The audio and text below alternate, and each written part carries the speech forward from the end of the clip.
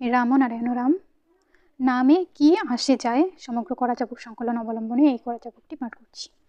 প্রশ্নকারী বলছেন, আপনি যে বেদের কমিউনিজম দেশে আনতে চান তার সঙ্গে এখানকার কমিউনিজম এর পার্থক্য কি?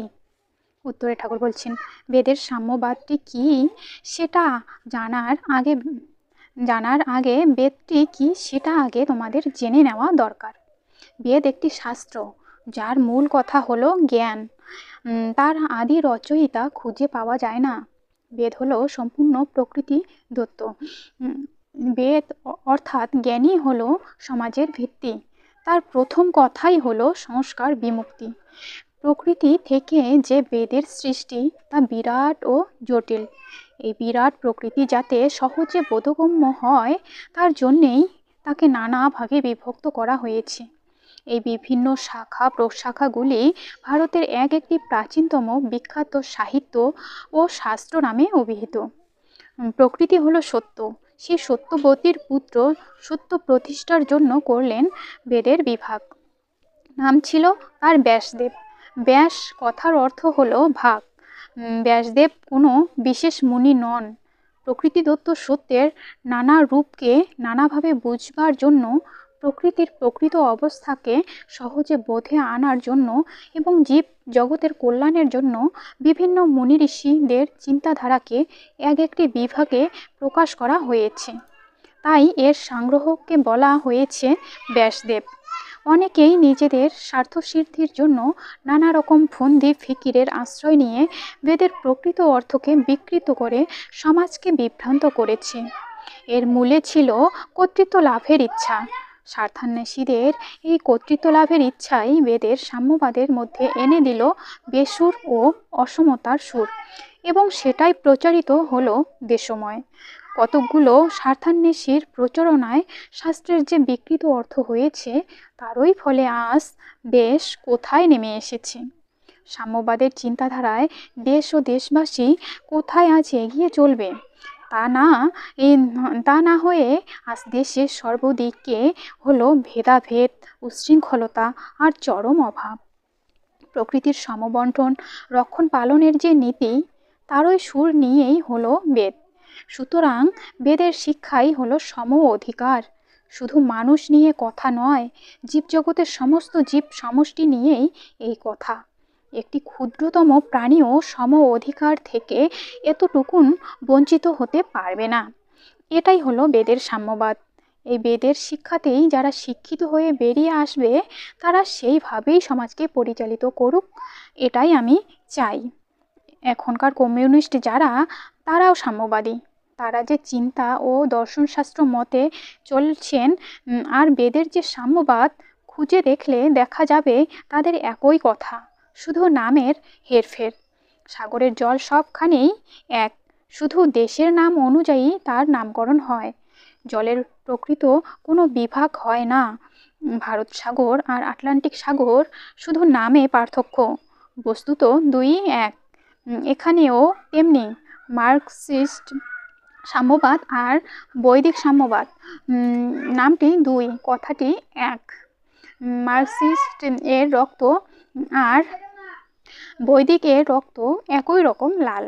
সম অধিকারের নীতিতে যারা দাঁড়িয়ে আছে, নামের দিক থেকে তাদের পার্থক্য যাই থাক, নীতির দিক থেকে তারা এক। সেই রকম আবার স্থানভেদে রাশিয়ান কমিউনিজম, চায়নার কমিউনিজম আর ভারতীয় কমিউনিজম, এই নাম ভেদে কিছুই আসে যায় না। যারা সাম্যবাদকে ভিত্তি করে দাঁড়িয়ে আছে তাদের ভেতরকার অর্থ এক। তাই আমার ধারণা এই তিন সাম্যবাদের দেশ একদিন নিজেদের সংস্কার, ভুল বোঝাবুঝি ও বাইরের পার্থক্য ভুলে গিয়ে এক হবে। ভারত মহাসাগর থেকে প্রশান্ত মহাসাগর, প্রশান্ত মহাসাগর থেকে আটলান্টিক মহাসাগর, এই বিভিন্ন সাগরের মধ্য দিয়েই সব জায়গায় যাওয়া যায়। সাম্যবাদ হলো সেই রকম এক বিরাট মহাসাগর, এক এক স্থানে আর তার এক এক রকম নাম। আর তারই তীরে আছে ভারত, চীন, রাশিয়া, তারা প্রতিবেশী। যোগাযোগ হচ্ছে এক সাম্যবাদের মহাসাগরে। আবার স্থলপথেও হচ্ছে, আকাশপথেও হচ্ছে। সাম্যের নীতি সবখানেই আছে। যার বুকে বাস করছি তার মধ্যে কোনো জাতিভেদ নীতিভেদ নেই, সবাইকে সমানভাবে স্থান দিয়েছে, সবটাই সাম্যভিত্তির উপরে।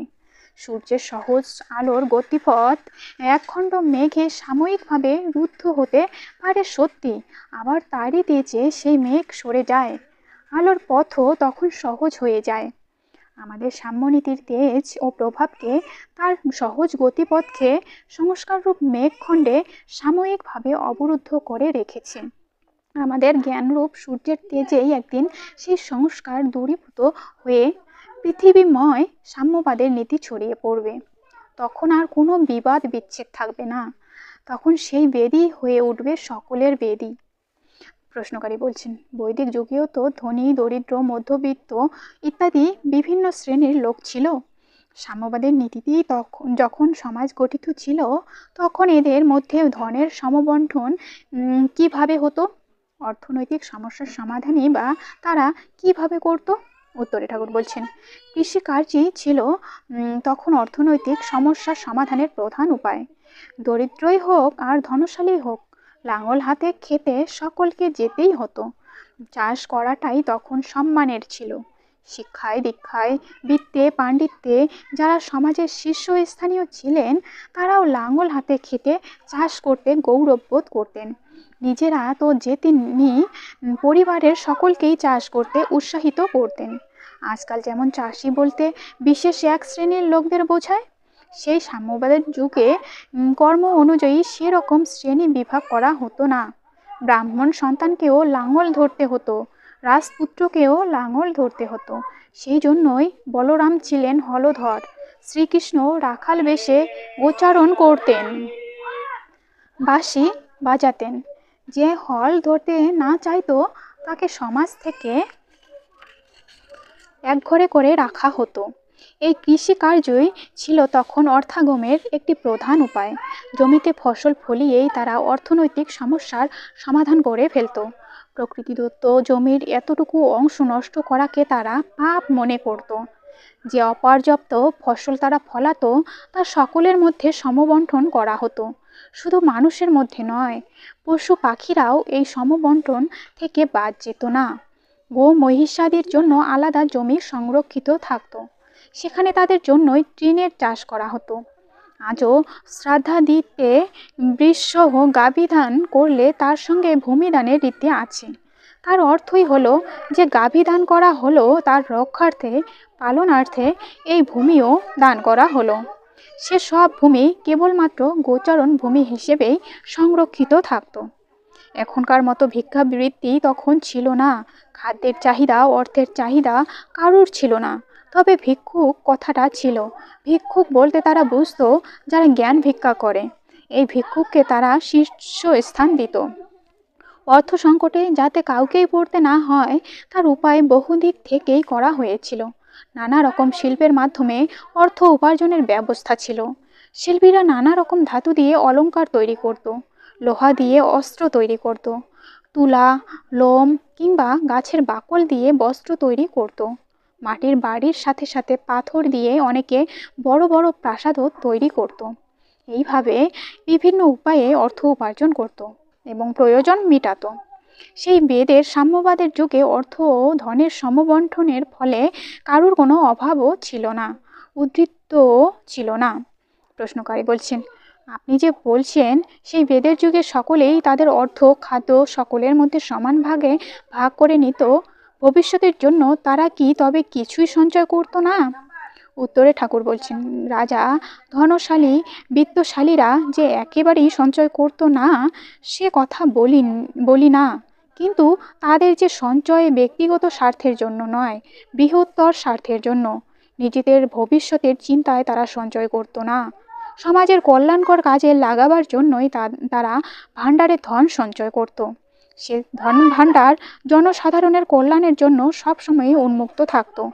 অভাবও যে একেবারেই ছিল না তা নয়, কিন্তু যখনই তারা অভাবের মধ্যে পড়েছে, তখনই তারা কোনো রকম দ্বিধা না করে রাজদ্বারে এসে দাঁড়িয়েছে। রাজাও দ্বিধা না করে মুক্ত হস্তে তাদের দান করেছে। এইভাবেই সঞ্চিত ধন সমবন্টিত হয়েছে। এখনকার মতো পুঁজিবাদীদের তখনও সকলে ঘৃণা করত। এক শ্রেণীর ব্যবসায়ী ছিল, যারা শুধু আপন আপন স্বার্থেই ধন সঞ্চয় করে রাখত। তারা ছিল স্বার্থান্বেষী, তাই তাদের ধনকে বলা হয়েছে বিফল ধন, অর্থাৎ যে ধন পরের উপকারে লাগে না। তারা সঞ্চিত ধনকে কখনোই সমাজ কল্যাণে ব্যয় করত না বলে তাদের ধনকে যেমন বিফল ধন বলা হয়েছে, তেমনি তাদেরও সমাজের কাছে ঘৃণ্য বলে উল্লেখ করা হয়েছে। এখন যে পুঁজিবাদীদের উদ্বৃত্ত সঞ্চিত ধন কেড়ে নিয়ে অর্থনৈতিক সমতার কথা চিন্তা করা হচ্ছে, তখনও সেরকম মনোভাব ছিল। বেদে বলেছে বিফল ধন হ্রাস করো, অর্থাৎ যে ধন ব্যবহৃত হচ্ছে না তাকে নষ্ট করে দাও। বিফল ধনের অধিকারীদের কাছ থেকে অতিরিক্ত সঞ্চিত ধন কেড়ে নিয়ে তাকে জনগণের প্রয়োজনে ব্যয় করো। তারা মনে করতেন ধনকে সফল করতে হলে শুধু সঞ্চয় করে রাখলে চলবে না, তার সৎ ব্যবহার করতে হবে।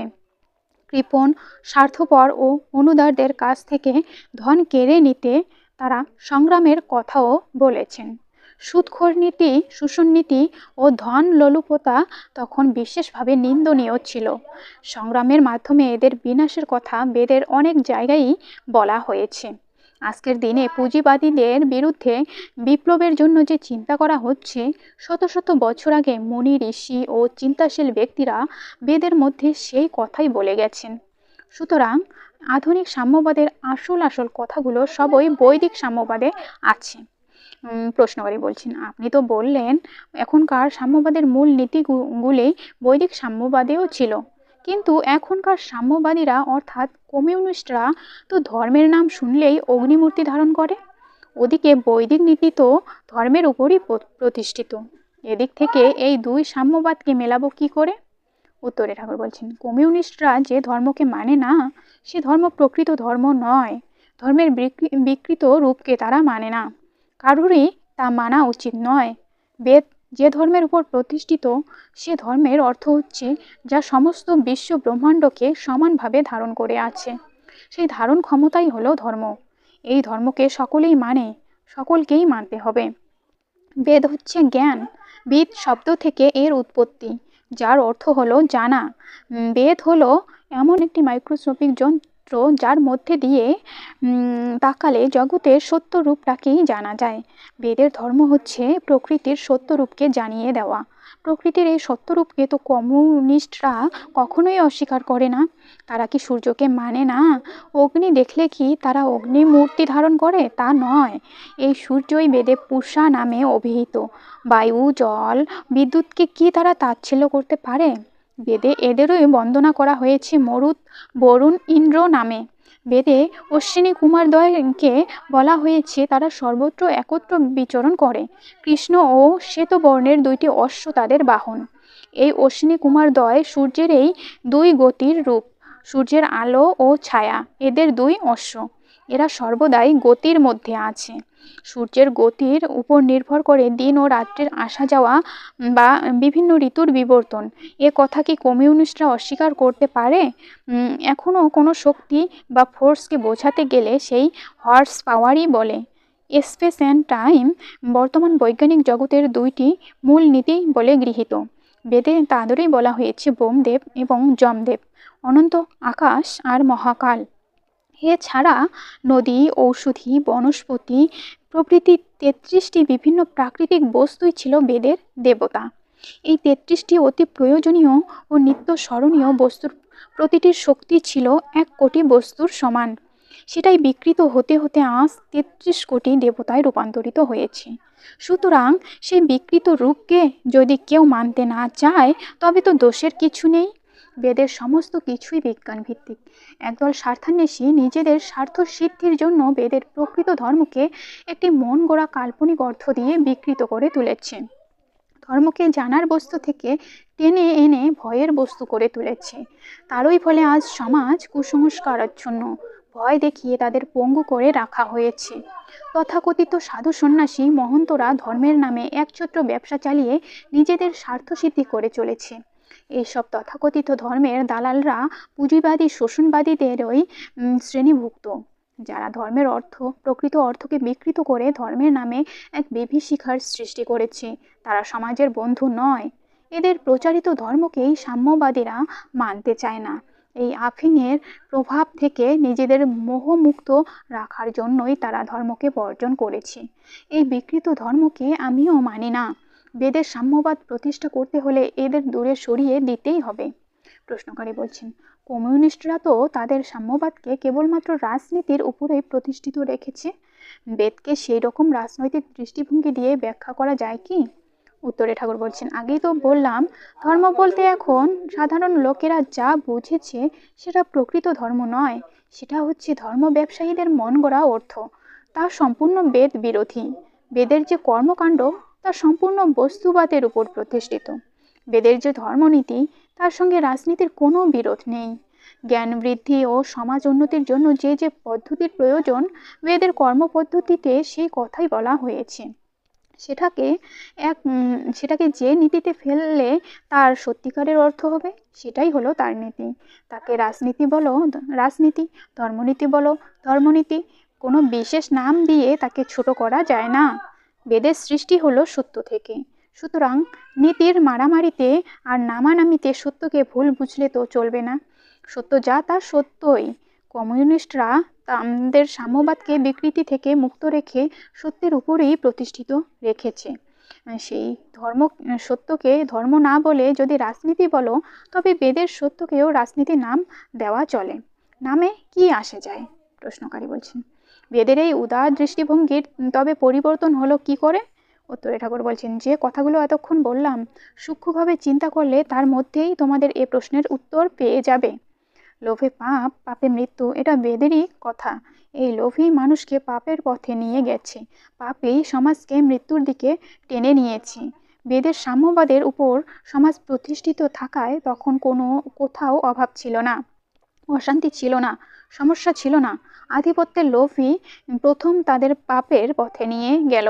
বেদের আমল থেকেই এক শ্রেণীর ব্যবসায়ী লোক ছিল, তাদের বলা হতো পণি। তারা তাদের পণ্য নিয়ে ব্যবসা বাণিজ্য করত। যে অর্থ তারা উপার্জন করত তার সবটা তাদের প্রয়োজনে আসতো না, কিন্তু তারা তাদের উদ্বৃত্ত ধন সমাজ কল্যাণে ব্যয় না করে সঞ্চয় করে রাখত। সমবন্টন নীতি তারা মানত না। এদের থেকেই সৃষ্টি হলো পুঁজিবাদী। তারা নিজেদের স্বার্থ সিদ্ধির জন্য নানা রকম ছল, মিথ্যা ও কৌশলের আশ্রয় নিয়ে বেদের কথাকে অন্যরকম অর্থ করে সমাজকে বিভ্রান্ত করে তুলল। আর এক শ্রেণীর লোক ঋষিবাক্য ও তাদের চিন্তাধারাকে ইচ্ছা মতো রং চং দিয়ে মন গড়া অর্থ করে লোক ভুলিয়ে ব্যবসা শুরু করলো। এর মূলেও সেই আধিপত্যের লোভ। আজও আমাদের রাজনীতি, ধর্মনীতি, কর্তৃত্ব দোষে দুষ্ট।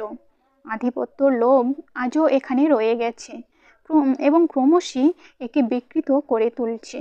কর্তৃত্বের লোভ, ব্যবসায়ী বুদ্ধি মানুষকে সৎ চিন্তা, সৎ নীতি থেকে চ্যুত করে দিচ্ছে। তারই ফলে ক্রমশ বেদের সেই উদার নীতি সংকীর্ণ হয়ে যাচ্ছে। সংকীর্ণ হতে হতে আজ তা এমন অবস্থায় এসে পৌঁছেছে যে তার মূল অর্থ ভুলে গিয়ে তাকে আজ আফিংয়ের মতো পরিত্যাজ্য বলে দূরে সরিয়ে রাখা হয়েছে। চিন্তা করে দেখো, এক বিরাট মিছিল চলেছে। মিছিলের প্রথম দিকের লোকেরা গাইছে, পতিতে তাড়িতে হবে তারিণী।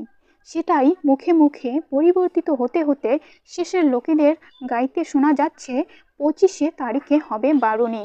আর সেই বারুণীর মোহে একদল নেশাগ্রস্ত লোক মত্ত হয়ে তার পিছন পিছন ছুটে চলেছে। মূল কথা, অতীত উদ্ধার যদি বিকৃত হয়ে বারুণী উৎসব হয়ে দাঁড়ায়, তবে তাকে আফিং বলাটা কিছু অযৌক্তিক হয়নি। তারা যা শুনেছে, দেখছে, তাই তারা বলছে। এইভাবেই স্বার্থান্বেষীদের চক্রান্তে বেদের উদার দৃষ্টিভঙ্গি, তার সাম্যবাদ, তার সত্যনীতি, তার বস্তুবাদ সব কিছুই পরিবর্তিত হয়ে গেছে। সম্পূর্ণ বস্তুবাদের উপর বেদ প্রতিষ্ঠিত। বস্তু বিনা বেদ অন্যদিকে তাকায়নি। সেখানে যে দেবদেবীর কথা আছে সেগুলি প্রকৃতির বিভিন্ন অবস্থার ভিন্ন ভিন্ন রূপ। আলো, বাতাস, ঝড়, জল, মেঘ, বিদ্যুৎ, মাটি, নদী, সাগর, আকাশ, কাল ইত্যাদি। প্রকৃতির এই বিভিন্ন রূপকেই বেদে এক একটি নামে অভিহিত করা হয়েছে। যেমন সূর্যদেব, অগ্নিদেব, মরুদ, রুদ্র, ইন্দ্র, বরুণ ইত্যাদি। এদের থেকে আমরা উপকার পাচ্ছি, নিত্য প্রয়োজনে লাগছে।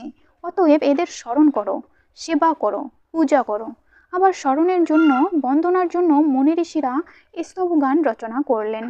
কেউ কেউ আবার তাদের মনের ভাবকে মূর্তির মধ্যে রূপ দিল।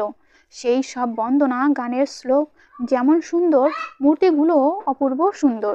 সেই সব অপূর্ব মূর্তি দেখে শিল্পীদের উৎসাহিত করার জন্য, তাদের প্রতি শ্রদ্ধা নিবেদনের জন্য তারা ঘরে ঘরে এইসব মূর্তি প্রতিষ্ঠা করে শিল্পীদের রক্ষা করতে লাগলো। তারা গুণের পূজারী ছিল। একটা ব্যাঙের মূর্তিও যদি কেউ সুন্দর করে গড়তে পারতো, তবে সেটাকেই তারা মহৎ শিল্প বলে সেবা করত। শিল্পীকে রক্ষা করার জন্যই তারা শিল্পকে ঘরে ঘরে প্রতিষ্ঠা করত। সেই প্রতিষ্ঠা দিবসে উৎসব, যাগযজ্ঞ ইত্যাদি করত। কালক্রমে শিল্পের সেটাই মূর্তি পূজায় পরিণত হলো। আলাদা করে মূর্তি পূজা বলে সে যুগে কিছু ছিল না। স্বর্গবাসের চিন্তায়ও তারা কিছু করতো না। অন্যের সেবা করে নিজে তৃপ্ত হওয়া, এই চিন্তাই সকলের মধ্যে ছিল। অন্যকে তৃপ্তি দিয়ে নিজে যে আনন্দ উপভোগ করছে, সেটাকেই তারা মুক্ত অবস্থা বলে মনে করত। এই মুক্ত বা তৃপ্ত অবস্থায় আসতে হলে পরার্থে নিজেকে সম্পূর্ণরূপে উৎসর্গ করতে হবে, তবেই স্বর্গসুখ পাওয়া যাবে। এই মুক্ত অবস্থায় আসার জন্য কে কিভাবে নিজেকে সমাজ সেবায় উৎসর্গ করবে, তার ওই প্রতিযোগিতার সৃষ্টি হতো। এই প্রতিযোগিতা হিংসামূলক নয়, দাবিমূলক। তাই সমবন্টনে কখনো কোথাও কার্পণ্য হয়নি। এইগুলি ক্রমশ স্বার্থান্বেষীদের চক্রান্তে বিকৃত হয়ে মূর্তি পূজা, স্বর্গবাস ইত্যাদিতে পরিণত হয়েছে। একদল স্বার্থান্বেষী দেখলো এ তো বড় সুবিধা, তাদের মনে শয়তানি উকিঝুঁকি দিতে লাগলো। কর্তৃত্ব ও সকলের উপর আধিপত্য করার লোভে তারা প্রচার করতে লাগলো, স্বপ্ন দেখেছে, মূর্তি কথা বলেছে, অমুকভাবে পূজা না করলে স্বর্গপ্রাপ্তি হবে না। এইভাবে সব কিছুর অন্যরকম অর্থ করতে করতে এমন অবস্থায় এসে দাঁড়িয়েছে যে মূল জিনিসটা যে কি ছিল তা আর বোঝার উপায় নেই।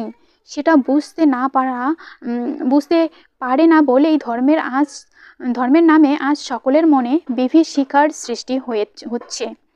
কেউ ধর্মকে ভয় পাচ্ছে, কেউ উপেক্ষা করছে, কেউ ঘৃণা করছে, কেউ আবার তাকে আফিমের সঙ্গে তুলনা করে তার থেকে নিজেকে দূরে সরিয়ে নিচ্ছে। আবার একালের স্বার্থান্বেষীরা এসব কিছু বুঝেও মানুষের দুর্বলতার সেন্টিমেন্টের সুযোগ নিয়ে সকলের মাথায় হাত বুলিয়ে চলেছে। তারই জন্য আজ এই পরিবর্তন। সমাপ্ত এখানে। রামনারায়ণ রাম।